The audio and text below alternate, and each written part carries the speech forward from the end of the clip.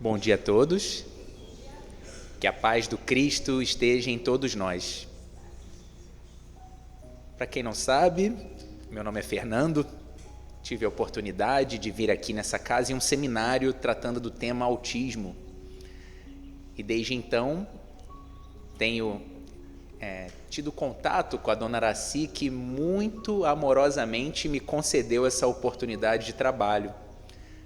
Pois a gente sabe que não é porque eu estou aqui momentaneamente num púlpito, aparentemente acima de vocês, que eu não seja o que mais preciso dos assuntos que aqui nós vamos tratar no dia de hoje. A palestra de hoje vai tratar sobre o perdão. Algo muito difícil, né, de a gente conseguir compreender, e muitas vezes até mesmo de sentir.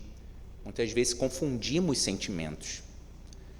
E a minha proposta de hoje é tentar trazer reflexões e nunca uma receita pronta para nada.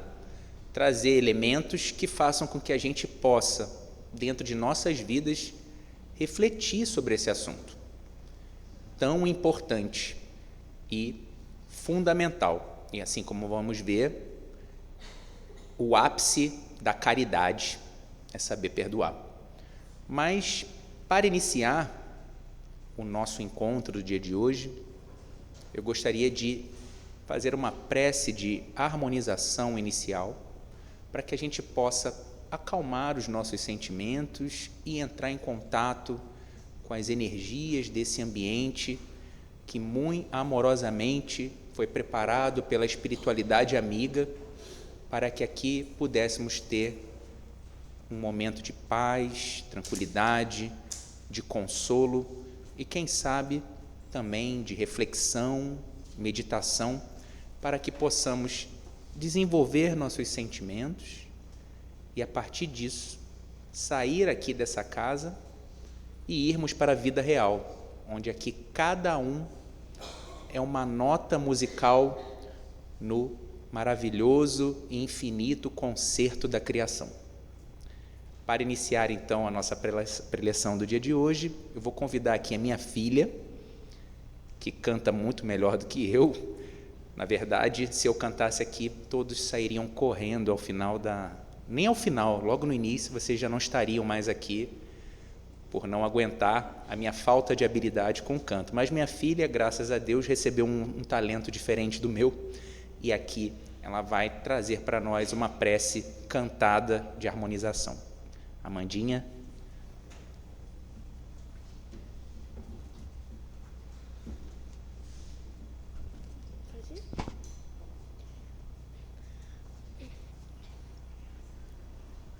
Poderosa águia que há no alto do totem, dai-me tuas asas, me ensina a voar.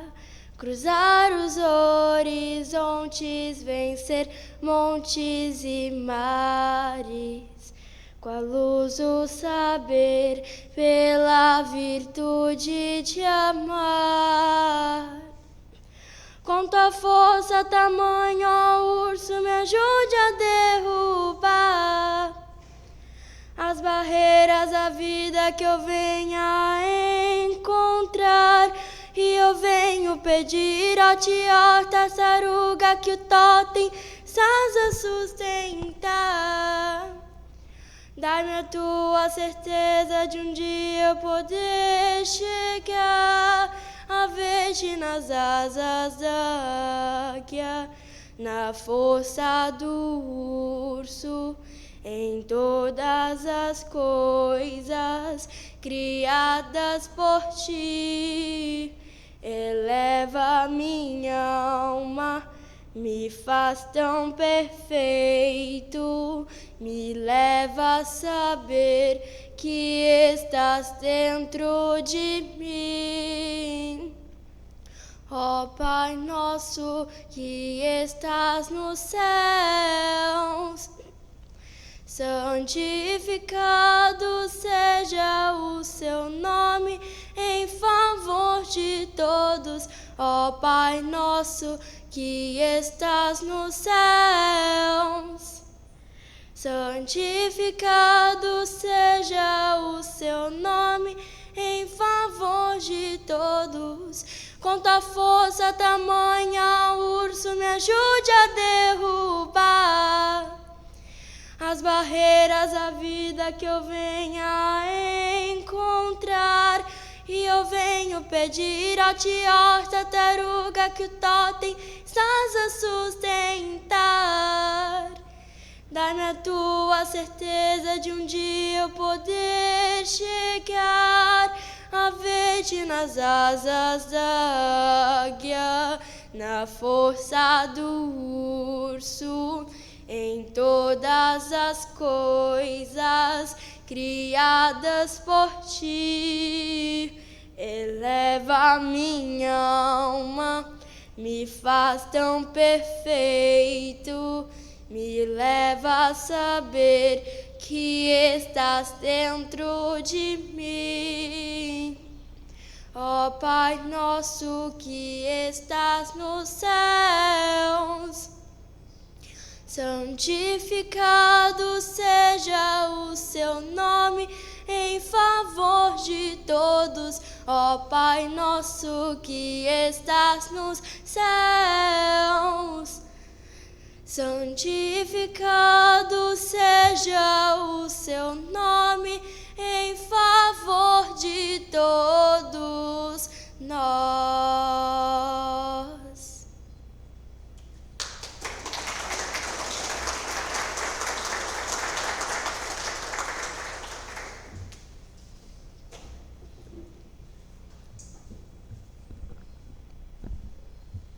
Funciona, né? Dá um quentinho no coração. Como diz, né, na parábola dos talentos, a gente tem que aprender a multiplicar os nossos talentos e não enterrá-los, né? Então, muitas vezes esses talentos não estão necessariamente conosco, mas podem estar sob nossa responsabilidade. Então, para iniciar a nossa reflexão do dia de hoje, eu gostaria de uma reflexãozinha, não sobre o que está aqui, mas sobre o que é o Evangelho. Muita gente acha que o Evangelho são textos divididos em Marcos, Mateus, Lucas e João. Contudo, a gente tem que parar para raciocinar de que esses textos são a interpretação desses 4 evangelistas sobre a passagem do Cristo na Terra. O que chamou a atenção de cada um, eles reproduziram isso em textos a quais chamamos de Evangelho. Mas o Evangelho não são textos. O Evangelho é uma lei universal. A palavra Evangelho significa boa nova.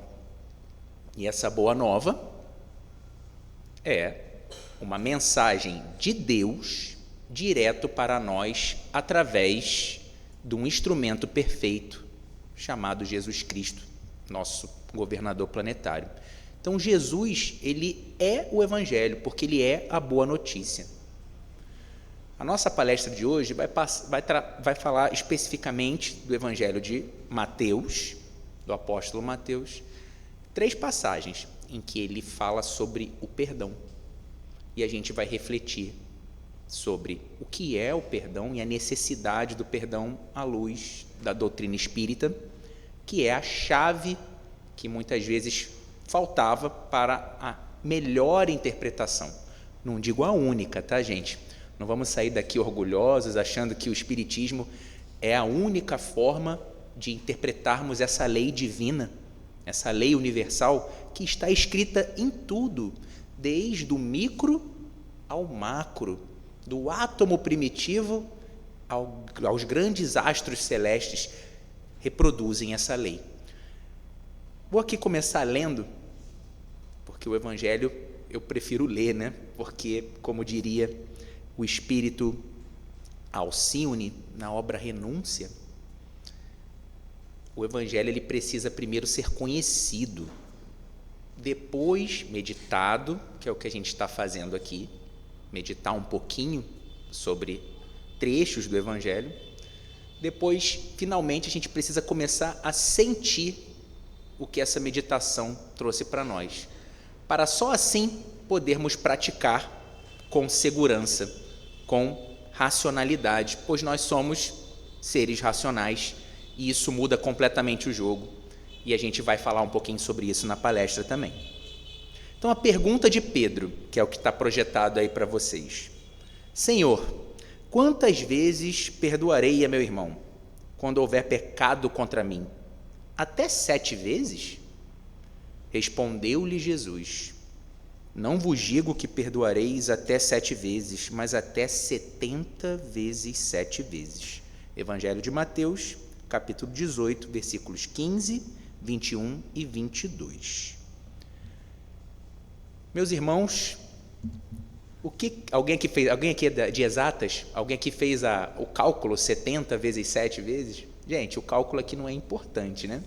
O que Jesus quis dizer com 70 vezes 7 é a incondicionalidade do perdão. Perdão incondicional, irrestrito, abundante o tempo inteiro.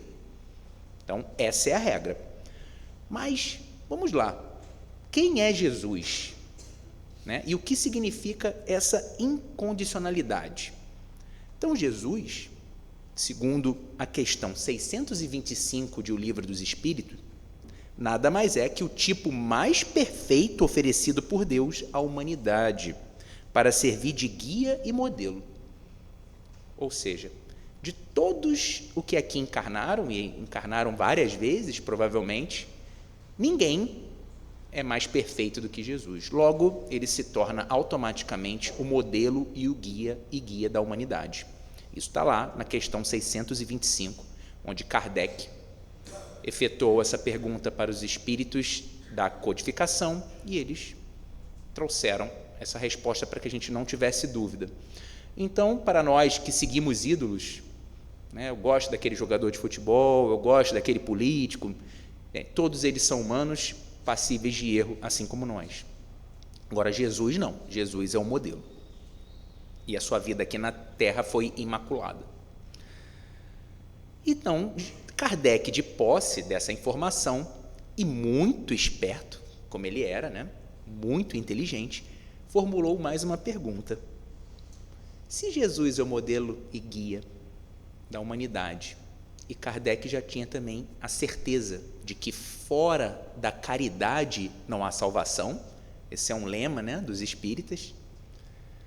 Então, Kardec fez a seguinte pergunta, na pergunta 886 do Livro dos Espíritos. Então, qual o verdadeiro sentido da palavra caridade conforme a entendia Jesus? Bingo, né? Daí nós temos a fórmula da salvação, certo? A gente tem um modelo perfeito, que é Jesus, a gente tem o caminho, que é a caridade, e tem como que Jesus compreendia a caridade. E aí vem a resposta, uma resposta muito simples, porém muito profunda. Ele divide a caridade em 3 pilares. O primeiro é a benevolência para com todos, não é só para com a minha família, para com meu amigo, para com quem eu tenho algum interesse, para com todos. E a benevolência significa boa vontade. Segundo pilar, a indulgência, traduzindo, para quem não está português mais antigo, indulgência é a tolerância. Então, vamos falar indulgência ou tolerância para com as imperfeições dos outros. Então, tem que ser tolerante. E, por último, perdão das ofensas. Então, 3 pilares, benevolência, indulgência e perdão, o famoso BIP da doutrina espírita, que baliza a caridade. Aí muitos de nós confundimos. Onde que está a matéria nesses 3 pilares? Benevolência, ser bom, depende de matéria? Pode até ter a doação do que me sobra, a doação de algum item material, em dinheiro, de uma cesta básica, pode, mas eu posso ser bom também oferecendo colo, oferecendo o ouvido, sendo uma escuta amiga, dando um bom conselho, auxiliando dentro das minhas possibilidades, independente de matéria. Tolerância precisa de matéria? Não, totalmente independente de matéria. E perdão precisa de matéria? Também não. Então, a caridade que a maioria de nós acredita como dar alguma coisa material, não estou tirando a importância, porque quem tem fome precisa de comida, certo? E a gente vive num mundo material, mas essa parte material da caridade, conforme entendia Jesus, é mínima. Logo, todos nós podemos desenvolver a caridade, né, em sua maior parte, mesmo que não tenhamos condições financeiras ou materiais. Agora, voltando para o nosso tema, percebam que o perdão está ali, em terceiro lugar, né? Porém, isso não é porque ele é menos importante, muito pelo contrário, é porque a espiritualidade ela explicou isso numa ordem lógica, em que você não consegue atingir o degrau seguinte sem superar, né, sem adquirir as habilidades do degrau anterior. Então eu pergunto para vocês, é possível perdoar sem ser tolerante? Não é possível. É possível ser tolerante sem ser bom? Também não. Então o que eu falo para vocês, até a ordem desses 3 pilares que a espiritualidade ofereceu tem um sentido. Então vocês já começam a perceber que perdoar não é tão fácil, né? Ele é um processo que começa com uma reforma interior, onde eu busco me tornar primeiro um ser bom, praticando a lei maior, né, de amar o próximo como a mim mesmo. Depois eu desenvolvo a tolerância, que é aprender a respeitar as diferenças e as individualidades, sabendo que Deus, prestem atenção nisso, Deus não gosta de cópia, Ele não faz cópia. E é através da diversidade que nós nos unimos e buscamos crescer para Deus. Aí eu trago mais uma reflexão para vocês. Vocês já perceberam quão pouco a gente doa de nós pelo que nós recebemos? A gente está sentado aqui numa cadeira que provavelmente ninguém trabalhou para construir. A gente chegou aqui em veículos que provavelmente vocês não colocaram nenhuma peça. Estão vestindo roupas que não devem ter costurado. Respiram um ar que não produzem. Comem alimentos que não plantam. Então, percebam a importância da misericórdia divina e do papel do outro na nossa vida. A gente doa tão pouquinho e recebe muito, mesmo sem perceber. Só que a gente é exigente. E essa exigência é fruto de 2 chagazinhas que vão ser a base da nossa explanação do dia de hoje, que é o orgulho e o egoísmo. Então podemos ir para a nossa próxima imagem. Aliás, gente, se eu estou projetando imagens em palestras, a culpada é minha filha, porque ela falou: pai, é muito chato escutar você falando 40 minutos sem parar. Coloca uma imagem ali para dar uma quebrada. Eu falei, como Deus fala com a gente através de diversas formas, né? E através, inclusive, do próximo, e não tem próximo mais próximo que a minha filha, né? Eu parei para pensar e vou estudar. E a neurociência já comprova que o que eu falo, vocês retêm aí no máximo 30%. Quando eu coloco uma imagem, a gente ativa vias, né? Trilhas neurais diferentes, que a gente chama de trilha de backup. Se vocês esquecerem o que eu falar, mas lembrarem da imagem, vocês recuperam o que eu falei. E isso melhora o aprendizado. Então, minha filha tinha razão. Ou seja, o que mostra que muitas vezes a gente menospreza, né, muitas vezes a opinião de um filho, porque é mais novo, que veio depois, mas grandes soluções, grandes inspirações podem vir através desses instrumentos. Então, estejam atentos, aprendam a discernir.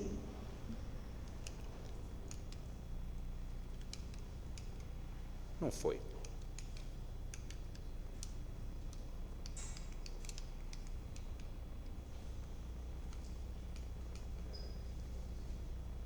Não.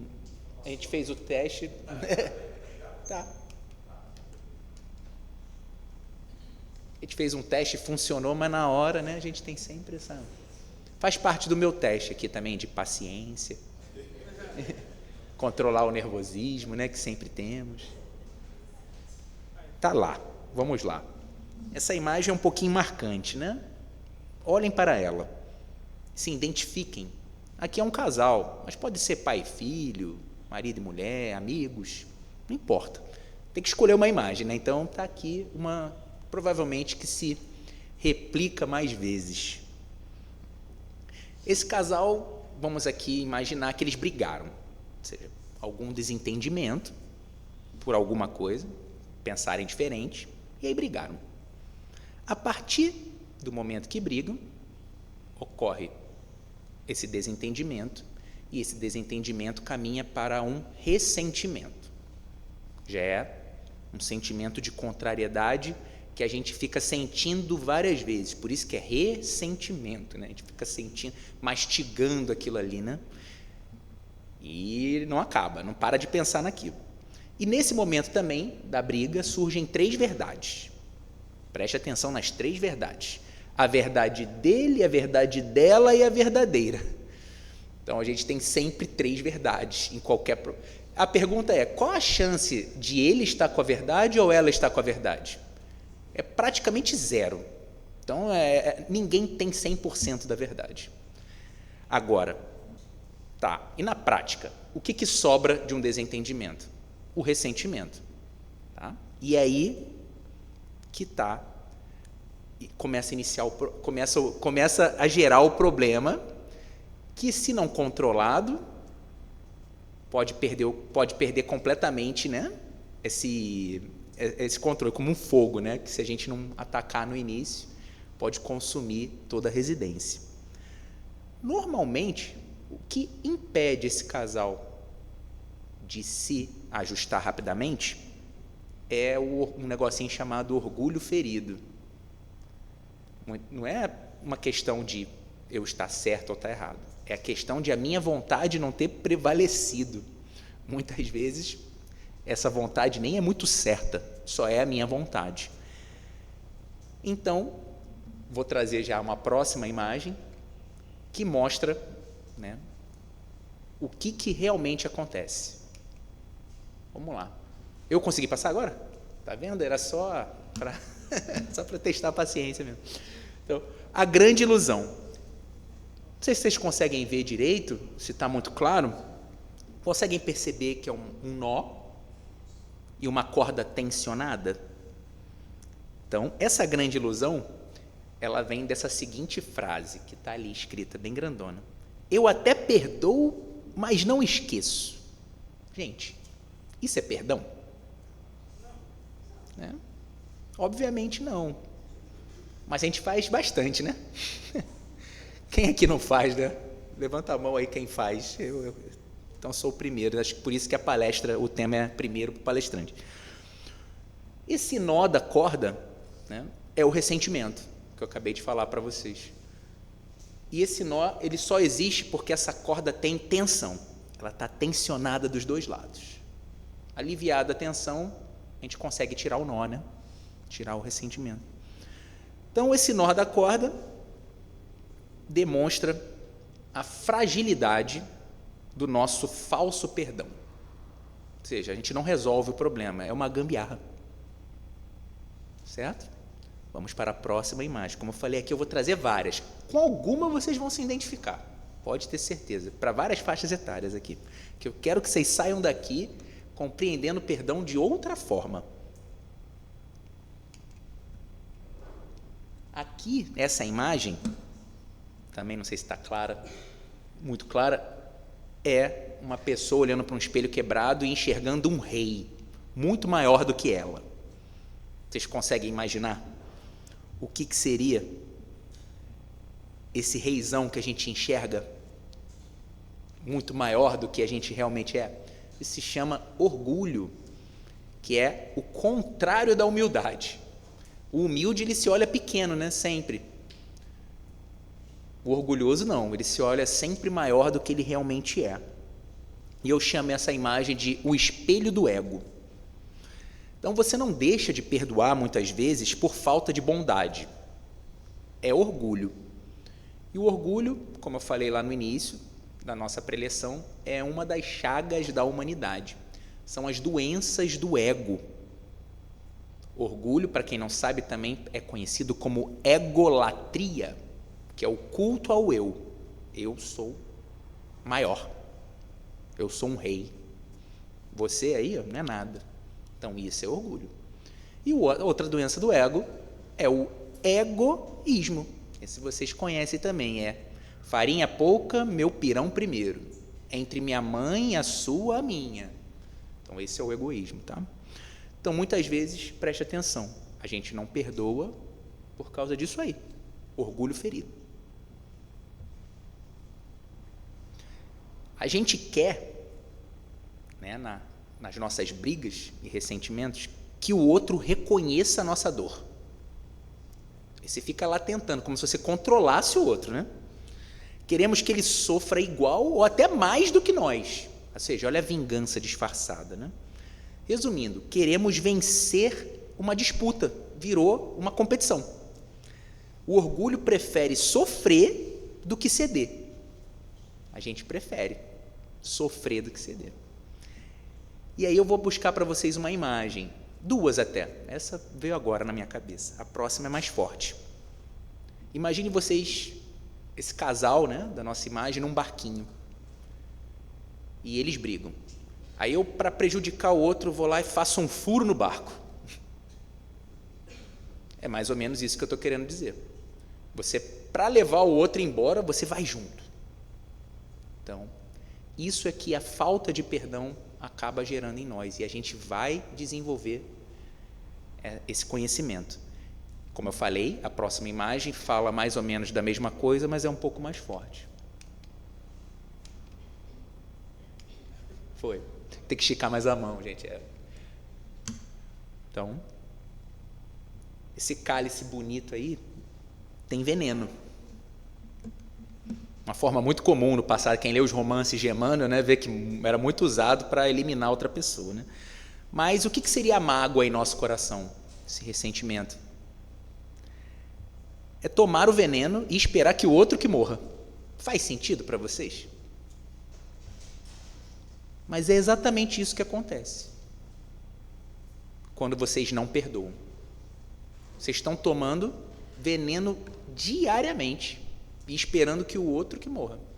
E muitas vezes o outro não vai estar nem aí para você, porque você não controla o outro. E eu vou dar essa outra imagem aqui para vocês, uma reflexão, na verdade.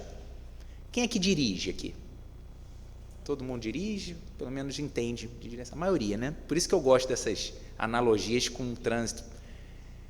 Não sei como está aqui, mas em Indaiatuba o trânsito está piorando bastante, né? Então, está comum, bem comum, aquelas fechadas, aquelas barbaridades que a gente vê muito em capital, né? Eu sou de capital, já perceberam aí pelo chiado, né? Que eu sou do Rio de Janeiro, provavelmente. E essas fechadas do trânsito, o que geram no coraçãozinho de vocês? Mesma coisa que gera no meu, né? Então, uma raiva muito grande, muitas vezes uma vontade, vou fechar também ali. A gente muda completamente, a gente troca a chave, né? Você chega aqui eu falo que normalmente a nossa vida ela é pautada por pelo menos duas chaves. A chave Chico Xavier, você vem aqui para o Centro Espírita e liga a chave Chico Xavier. Aqui você é um santo. Então, se alguém, aquela irmã mais idosa, pisa no teu pé no Centro Espírita, você pede até desculpa, você fala, queridíssima irmã fraterna, muitas desculpas por eu ter colocado meu pé embaixo do seu. Não é assim que funciona? Aí sai daqui, liga a chave, o quê? PCC. E aí, na primeira fechada, eu vou pegar ele. Não é assim que funciona? Então, a questão é, às vezes você toma uma fechada indo para o trabalho, 8 da manhã. Você vai remoer aquela fechada por 12 horas. Aquilo ali te consome internamente, você não tira nem na cabeça. É só um exemplo, tá? E a pessoa que te fechou já chegou em casa, jantou, tomou banho, tá de boa, brincando com os filhos, tá nem aí. Pararam para pensar nisso? E pior, e se essa pessoa que te fechou estava socorrendo um ferido. Vocês têm como julgar isso? Pois é, gente, a gente não tem como fazer esse tipo de julgamento. Logo, a gente delega para quem realmente julga, que é Deus, ou melhor, a consciência de quem está fazendo errado, que um dia vai pagar centil por centil todos os erros que cometeu. Vai pagar. A gente sabe, Deus não joga dados, né? A gente acha que a vida é aleatória, mas não. Está tudo muito bem regido por leis soberanamente justas e boas. Cabe-nos apenas aceitar e fazer a nossa parte, compreendendo que o outro... Quem é esse motorista que se fechou? Vamos lá, vamos fechar. E a gente vai falar mais, a gente vai bater mais sobre esse assunto um pouquinho mais na frente. Esse outro que nos fechou é uma grande oportunidade. Como assim, Fernando? Oportunidade, sim, de treinar minha paciência, minha tolerância, minha indulgência aí, com a imperfeição do outro. Então, compreendam, a gente nunca controla o outro, mas o outro é sempre uma régua que permite que eu meça o meu valor. Então, tudo de ruim que acontece na vida de vocês são oportunidades de vocês medirem a resiliência, a capacidade de superação de vocês, como numa simples fechada no trânsito. Então, a partir do momento que vocês começarem a receber a fechada no trânsito e fazer uma prece, vocês percebem uma evolução espiritual. Porque o universo sempre vai devolver para você aquilo que você emite. Então, se eu emito raiva, ele vai constantemente devolver raiva, que é vibrações, né? A gente chama de frequências, a gente se une por frequências. Então, se eu estou emitindo frequências de baixa vibração, como a raiva, o medo, o ódio, é isso que a vida vai me devolver. Agora, a partir do momento, não estou dizendo que a gente não vá sentir o susto, pois é a nossa essência animal, que é o instinto, que a gente tem que combater. O instinto ele é importante, fez parte da evolução do ser humano, ainda é muito presente, mas ele é cada vez mais substituído pela razão. Então, no passado era comum, né? Olho por olho, dente por dente, era a lei. Jesus muda completamente, dizendo: ame os inimigos, certo? Responda também o mal com o bem, quebre o ciclo. Agora vamos para uma próxima imagem, agora para os mais jovens. Tem mais jovens aqui presentes, né? Então vamos lá, tem que atender todo o público. O sistema sobrecarregado. O assunto ainda é perdão, tá, gente? Parece que eu voei aqui, né? Mas não, a gente vai chegar onde a gente precisa chegar. Então, o sistema sobrecarregado. Quem aqui, né, enche o celular de aplicativo e fotos e não apaga e não cuida, e aí chega um determinado momento, o celular fica assim, ele trava, não funciona, não anda, consome toda a bateria. Eis vocês quando acumulam ressentimentos e não perdoam sinceramente. Enchem o sistema operacional de vocês de lixo emocional. Aqui é lixo eletrônico, tá? Vocês enchem o sistema de vocês com lixo emocional. O celular pode até funcionar, mas, como eu falei, descarrega mais rápido. Vocês vão ter menos energia. O celular trava. A gente tem burnout, né? Tá na moda, né? Depressão, ansiedades, muitas abas abertas no celular, né? É o ansioso, tem muita aba aberta, não consegue focar. Então, aqui, olhem o celular de vocês e vocês vão ter uma consulta psicológica. Se vocês olharem o que tem de aplicativo, como que o celular está de vocês, ele é uma cópia do psique de vocês. É uma cópia perfeita. Porque o celular, ele não raciocina, ele entrega mais do que você quer ou do que você é. Então, a rede social de vocês. Estamos entrando agora em período de eleição, né? Aí, né, casa espírita não é lugar de falar de política, né? Mas você tem todo o direito de ter seu posicionamento político fora daqui. Aí você está lá na rede social. Vocês já não perceberam que você só recebe, né, do lado que você defende? Você não recebe nada do outro lado? Não perceberam isso? Porque o celular, ele só entrega o que você quer que ele entregue. Porque ele está preocupado apenas em roubar a sua atenção. Ele só quer a sua atenção porque ele vende isso para anúncios, para empresas. Então, gente, o exercício é ser mais forte do que isso e tentar enxergar o outro lado e não ficar confortável com o lado que você quer. E a gente aplica isso em tudo na vida, em tudo. Então, quando o seu celular começar a te entregar coisas melhores, você está melhorando. Façam esse exercício em casa, tá bom? Mas fica de trabalho de casa. Como eu falei para vocês, então, esse sistema é muito essa metáfora, né? Estava até comentando aqui antes de iniciar a palestra, de que se Jesus estivesse encarnado entre nós nesse momento, as parábolas dele com certeza teria muito celular, que ninguém larga o seu, né? A gente usa para tudo. Então, como ele usava elementos da época para explicar, né, a natureza, o trigo, a semente, o solo, né? Então, aqui, se ele tivesse encarnado, o celular estaria presente, portanto, é uma ótima ferramenta de comunicação também para criar metáforas, analogias e, quem sabe, parábolas. Como eu falei, então, o celular pode até...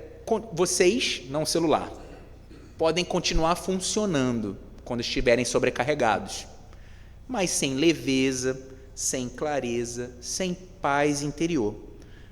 O perdão funciona como uma limpeza do sistema. Você tira aquele dia e limpa todo o celular e ele vai virar o quê? Um carro de Fórmula 1 de novo, quando você resolve se livrar desse lixo emocional. Agora a pergunta do milhão, o nosso tribunal interno. Vamos fazer para a consciência de vocês, e eu faço para mim aqui. Você quer estar certo ou quer estar livre? No início, lá, eu falei para vocês das 3 verdades, qual a certeza de nós estarmos certos? Olha, certeza de estar certo, né? Nenhuma, gente. A gente vai morrer sem saber que está certo. É característica do nosso mundo. Logo, quem insiste em estar certo corre o grande risco de estar nutrindo o orgulho. Mas, digamos, situações absurdas. A gente vai tratar sobre algumas, né? Podemos estar certos, ou majoritariamente certos. Porém, vale a pena ficar emocionalmente preso a esse processo de apego ao passado? Aí vocês mesmos respondem. Mas eu vou ajudar com a próxima imagem. Não, essa aqui na verdade é a reflexão. Depois tem uma próxima imagem que vai responder essa minha pergunta anterior. O último suspiro de orgulho. Voltemos aos textos evangélicos. Quem você escolhe soltar no dia de hoje? Pensem aí. Aquele parente que você falou até perdoa, mas não quero nem ver pintado de ouro, né? Então, pensem bem. Quais os sentimentos estão carregados nessa frase? Pois a nossa boca só fala do que o coração está cheio. No último suspiro do orgulho, Mateus nos traz, no capítulo 5, versículo 7, bem-aventurados os que são misericordiosos, porque obterão misericórdia. Ou seja, né, nas bem-aventuranças estão no Sermão do Monte de Jesus. Jesus nos diz que para receber misericórdia, nós temos que dar misericórdia.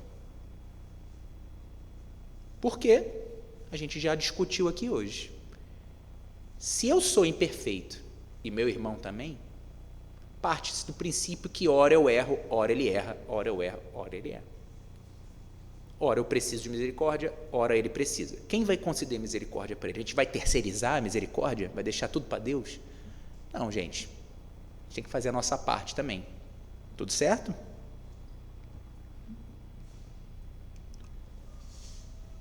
E aqui eu gostaria de trazer duas frases que eu gosto de juntar em uma só. Uma de Chico Xavier, que ele diz: seja sempre o ponto final de todo mal que chega na sua vida. Quebre o ciclo. E outra de Divaldo Pereira Franco, em que ele diz que o mal que nos fazem não nos faz mal. O mal que nos faz mal é aquele mal que nasce dentro de nós e nós fazemos, pois ele contamina cada célula do nosso corpo. Então, juntando essas duas frases, fica uma frase bem completa, né? Seja sempre o ponto final de todo o mal que chega na sua vida, pois o mal que você faz, que te fazem, não faz mal, mas sim o mal que você faz. Certo? Isso fecha um guia prático aí de convivência e de fraternidade. Tá bom, Fernando, então vamos ter que perdoar incondicionalmente? Vamos, em algum momento. Só que vamos aprender a perdoar agora, nessa fase da preleção? Como que a gente aprende? Primeiro, com o que o perdão não é. Perdoar não exige que você conviva com quem te machuca. Primeiro ponto. A gente sabe que os espíritos se unem por afinidade. E essas afinidades, como essa imagem, em algum momento da vida, podem não mais existir. Às vezes até para o bem, tá? Eu li um livro de uma psiquiatra chamada Elizabeth Kubler-Ross, e ela falava, A Roda da Vida, o nome, que em determinado momento ela se divorciou do marido, porque a vida profissional dela e dele eles não se viam mais. Então eles preferiram formalizar isso perante a lei do homem, o que já estava separado perante a lei de Deus. Simplesmente afinidade. Dei um exemplo bom, mas e quando esse exemplo é ruim? Violência emocional, até mesmo física em casa. Algumas religiões pregam que tem que perdoar de qualquer jeito para preservar um casamento, certo? Mas não é bem assim que as coisas funcionam. A gente sabe que as afinidades espirituais obedecem a uma outra lei. Então, né, o que Deus uniu não é o que o padre falou ali na missa. O que Deus une, Ele une sinceramente. Então, se aquele casamento, digamos, por conveniência, muito comum nos dias de hoje, pautados na matéria e não no espírito, por algum momento não dá mais certo, e aqui cabe uma nova reflexão. Falar um pouquinho do casamento, eu acho importante. Quando a gente se casa pela matéria e não pelo espírito, normalmente o que vai ser a baliza da nossa união? Interesses materiais. Então o casamento ele se torna o quê? Uma sociedade, em que eu junto com alguém para dividir as contas e sobrar mais dinheiro para eu viajar, passear. Então uma sociedade. Enquanto ela está indo bem, o dinheiro está entrando, está prosperando, não tem doença, existe a beleza física que atrai um ao outro, né? O casamento prospera. Aí vem o tempo, a beleza física ela está fadada a acabar, né? Porque a gente envelhece. E também tem um outro fatorzinho, às vezes por, né, descuido ou até por influenciação espiritual, para você colocar sua vida no rumo, você resolve abrir o portal da encarnação para um filho. E aí entra um sócio na sua sociedade, sócio majoritário, que não dá um tostão. E aí?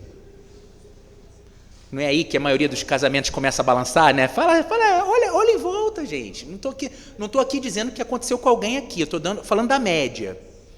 Porque esse casamento ele se pautou na matéria e não no afeto.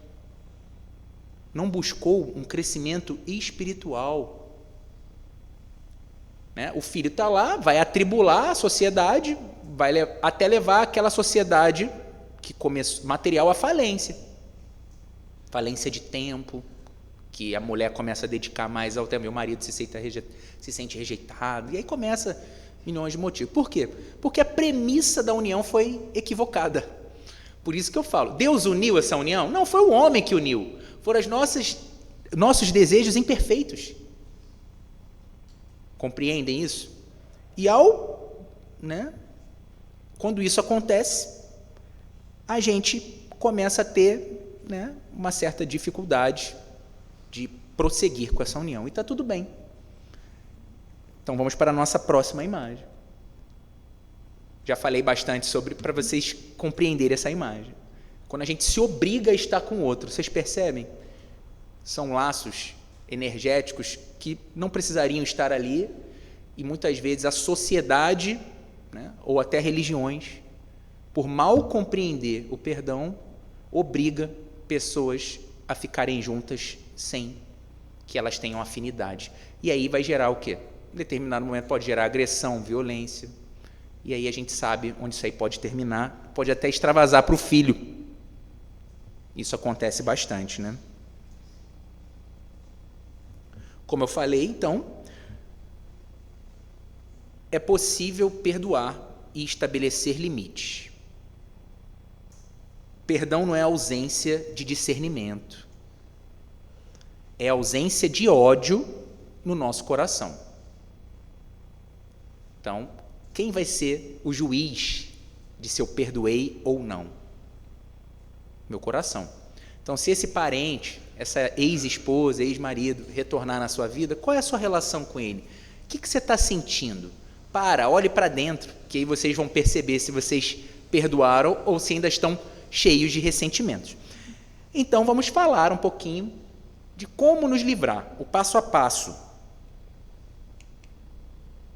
Antes do passo a passo, então, só uma revisão dos tipos de perdão. O primeiro, o falso perdão, o orgulhoso, aquele que sobe num púlpito para julgar o outro, e isso não ajuda ninguém. Então, eu te perdoo, seu pecador, como se eu também não fosse.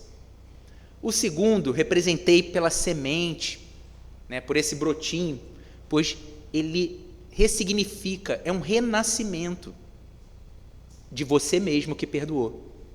É uma nova chance que você se dá. Então, esses são os dois tipos de perdão, o falso e o verdadeiro.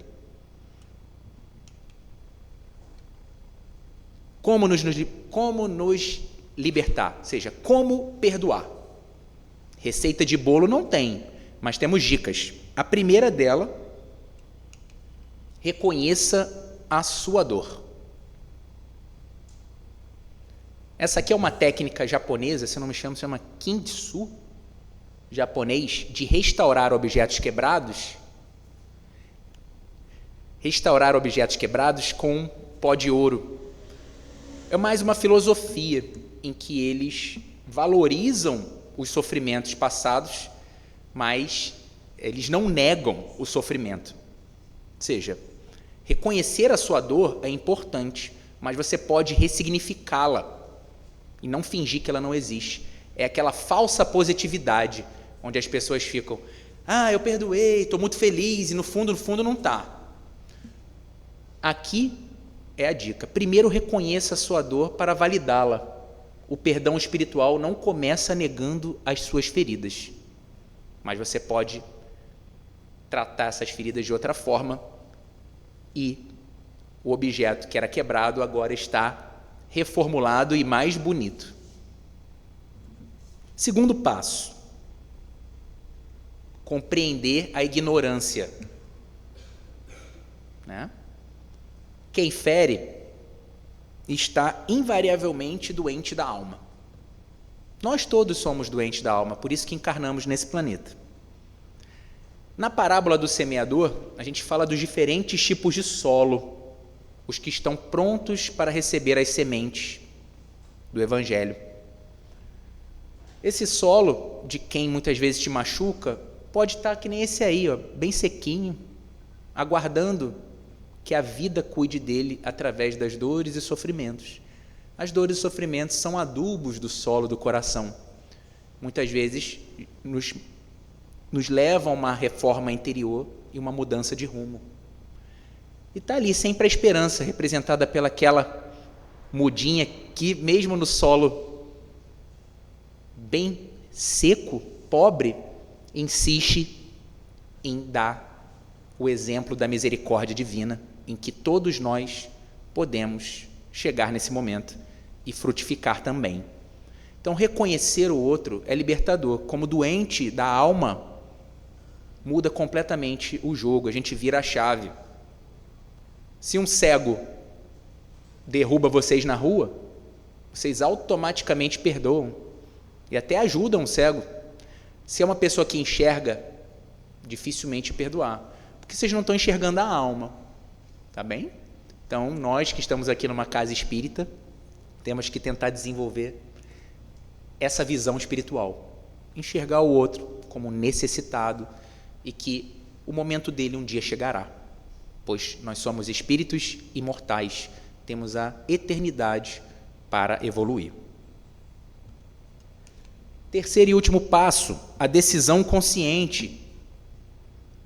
Isso que eu falei no início, que nós somos seres racionais, certo? Então vocês não precisam esperar sentir perdão no coração. Pelo contrário, a vontade de perdoar é o motorista e o sentimento é o passageiro. O sentimento precisa ser conduzido pela vontade. Então deem um primeiro passo, mesmo que esse primeiro passo seja contra a vontade de vocês. Vocês têm que vencer isso. Isso é reforma interior. Largar o peso. Olha essa imagem de uma mochila de pedras. Cada pedrinha dessa é um ressentimento, uma briga que vocês acumularam ao longo da vida. E vocês podem escolher caminhar com essa mochila de pedras ou soltá-la. O passado nunca vai poder ser alterado. A gente viu lá a xicrinha quebrada, né? Não consegue. Mas o peso e a significação que damos a ele, esse sim pode. Há pessoas que carregam dores antigas durante décadas ou durante a vida inteira. É igual caminhar com essa mochila de pedra aí. Então, por que não soltá-la? E aqui a nossa mudança de rota. O perdão, como eu falei, não muda o passado, mas reescreve o seu destino. Emmanuel nos traz uma metáfora muito interessante do carro. Quando você dirige, você tem o para-brisa e tem o retrovisor. Você acha lógico dirigir olhando para o retrovisor? Não, você vai bater. Então, o retrovisor ele tem sua importância. Ele nos ajuda a rever o passado, né, para que nós possamos mudar o nosso procedimento. Mas ele é só para ser olhado de vez em quando. O nosso foco é no presente, é no para-brisa. Presente e um pouco de futuro, né? Sem excesso de futuro, né, para não ficar ansioso. Então, pensem nessa imagem do carro. Retrovisor dá aquela pincelada no passado apenas para experiência, enquanto nós temos que estar 100% focados no para-brisa para que acidentes não aconteçam. Então, estejam presentes. Chegamos no nosso último slide, em que vou ler mais uma passagem do Evangelho de Mateus, que fala sobre o perdão. Se perdoardes aos homens as faltas que cometerem contra vós, também vosso Pai Celestial vos perdoará os pecados. Mas, se não perdoardes aos homens quando vos têm ofendido, vosso Pai Celestial também não vos perdoará os pecados. Mateus, capítulo 6, versículos 14 e 15. Leiam agora o Evangelho com uma outra perspectiva. Não é esse Deus aqui se representa em nós pela nossa própria consciência. Portanto, pensem nisso. A nossa consciência é um tribunal muito rigoroso e vai cobrar cada detalhe de nossas existências, tanto para o bem quanto para o mal. Ela também sabe reconhecer, tá? Então, gente, gostaria de agradecer a paciência de vocês. Acabei me estendendo um pouco, né, dona Arci? Mas é a primeira vez, então gostaria de um pouquinho de misericórdia. E para encerrar a nossa preleção do dia de hoje, eu gostaria de chamar mais uma vez a minha filha, que vai fazer uma prece de encerramento.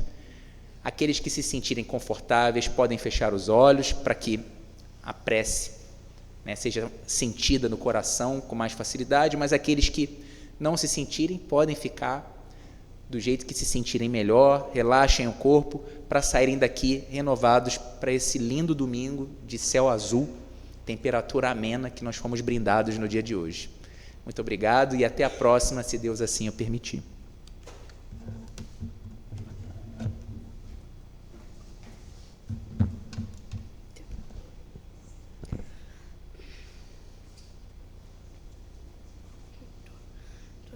Tua voz me chama sobre as águas, onde os meus pés podem falhar. E ali te encontro no mistério, em meio ao mar confiarei, e ao teu nome clamarei, e além das ondas olharei. Se o mar crescer, somente em ti descansarei. Eu sou teu e tu és meu. Tua graça cobre os meus temores, tua forte mão me guiará. Se estou cercado pelo medo, tu és fiel, nunca vais falhar. E ao teu nome clamarei, eu clamarei, e além das ondas olharei. Se o mar crescer, somente em ti descansarei, pois eu sou teu e tu és meu. Oh, oh, oh, oh. Guia-me para que em tudo em ti confie, sobre as águas eu caminhe, por onde quer que chames. Leva-me mais fundo do que já estive, e minha fé será mais firme, Senhor, em tua presença. Guia-me para que em tudo em ti confie, sobre as águas eu caminhe, por onde quer que chames. Leva-me mais fundo do que já estive, e minha fé será mais firme, Senhor, em tua presença.